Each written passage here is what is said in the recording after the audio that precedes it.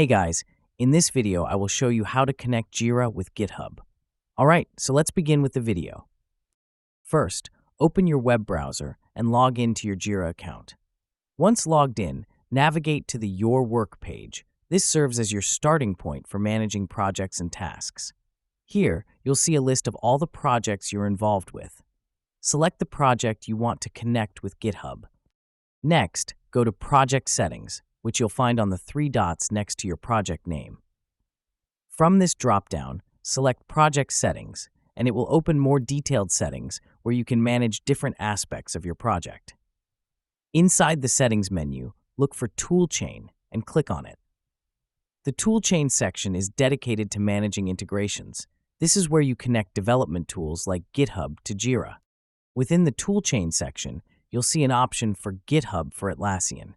Click on GitHub for Atlassian, and you'll be directed to a page where you can begin the setup. Proceed by clicking Get It Now to install the integration.